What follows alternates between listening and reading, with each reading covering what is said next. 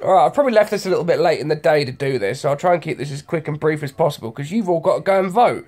So anyone that hasn't voted, first of all, I want to complain about everyone that's going on Facebook saying that, oh, I'm not going to vote because I don't get it. You're a twat. You're an insufferable twat. Go and hang yourself. If you don't want to vote, that's fine. That's one of the rights that is afforded to you, ironically, in the democracy that you seem to not give a shit about. But, you know, don't say because you don't understand it, because that's your problem. It's not everyone else's, so don't make it our problem by not contributing to the fucking democratic process.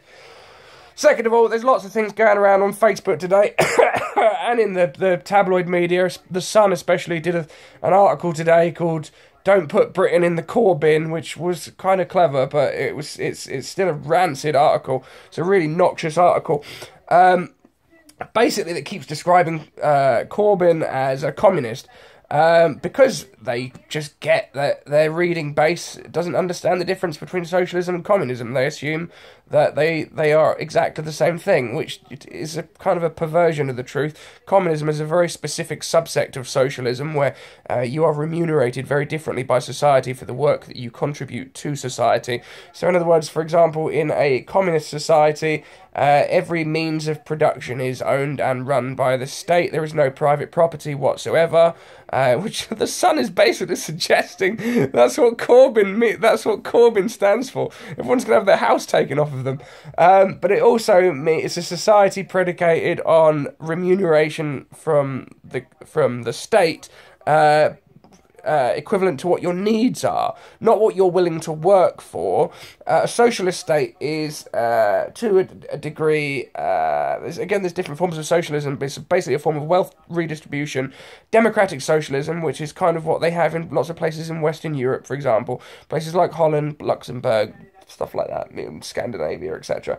It's a form of wealth redistribution, where you are still remunerated based upon your contribution to society. So if you want to be a doctor because you want to earn lots of money, you can still do that. That's fine. They haven't completely removed the concept of free market capitalism. It still exists. But what they do is the government basically intervenes into entities which seem to be taking the piss out of people. So any area of the economy where private companies have a profit mechanism and a profit structure which has given them an opportunity to take advantage of people, like the trains. Like, it costs to get from Land's End to John O'Groats in this country by train, that costs you £1,000. I've seen the ticket. £1,000 on a fucking train to get from one end of an island to another, where nowhere in the island is 70 miles from the fucking ocean.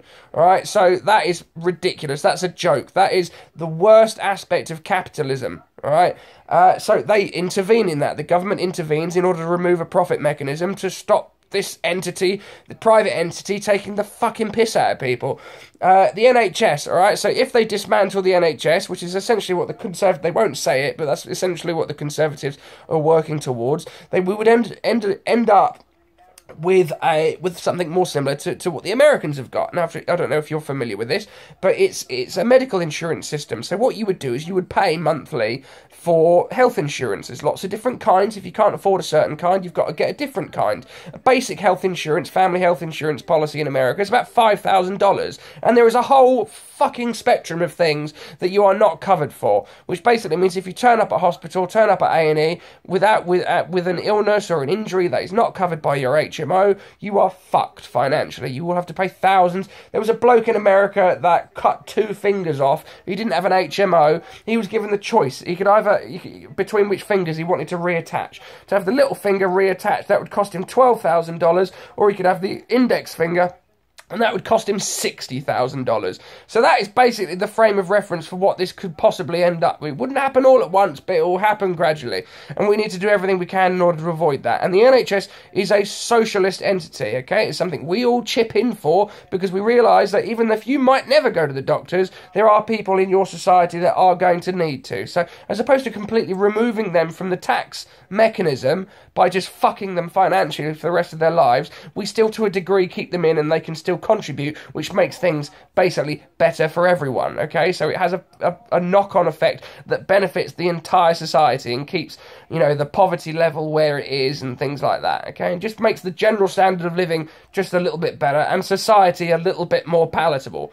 Now, they keep saying things, and again, they've been going on about this, especially in the tabloid newspapers over the last few days, all the things that Corbyn is suggesting that we can't afford, and we're being convinced by a Tory administration and a very largely, overwhelmingly Tory media network that we can't afford these things. We're the 6th richest country in the world, right? In places like Holland, in places like Denmark, in places like Norway, as far as I know, definitely Sweden, Luxembourg, places like that, France, university healthcare, even in Mexico, university has no tuition fees. University is free. Healthcare is free. You know, they don't lose anything as a result of that. They still get, to a certain degree, exactly the same things that we do. They still get, you know, the same, they've got better maternity and paternity packages. They still get the same 8 or 9 weeks off mandatory paid that we get in this country.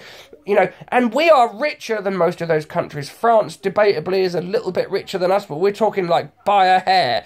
Luxembourg, Holland, we're richer than all of these countries. We're the sixth richest country in the world. So if they have genuinely convinced you that this country cannot afford those things, you are being lied to. It might result in us having to fiddle around with corporate tax a little bit, but that doesn't affect you. It doesn't affect most of you.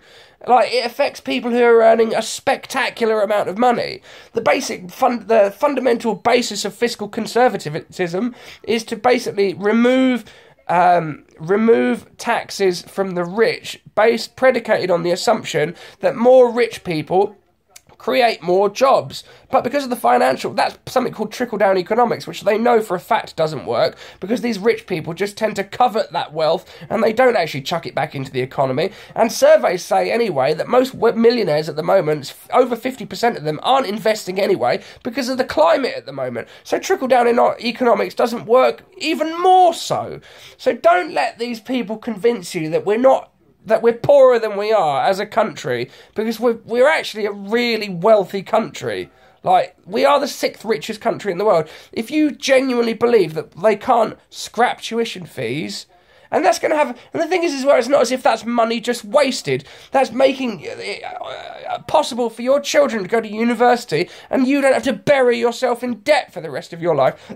Or they don't have to bury themselves in debt for the rest of their life. You leave university with a mortgage before you've even got money for a deposit for a mortgage, for fuck's sake. Like, so the country ends up becoming more educated, meaning it ends up pushing living standards up even further, because everyone has a better job, because they're better qualified. Some more companies come here because they know that we've got a better educated society. So that ends up translating into more money for the economy. It's not as if we're just chucking money at education. Education is what allows us to have a decent, prosperous society. Having a society filled with really, really dumb people, if you want an idea of what that looks like, have a look around Facebook. Go on the Daily Mail newsfeed if you want to see really dumb people. Imagine an entire country full of them, because that's the direction it's going in. So don't let people convince you that us chucking money at education is somehow a bad thing, and that it's money just thrown down the toilet. Because bollocks. Because even if it was money just thrown down the toilet, that wouldn't detract from the fact that we can't afford it.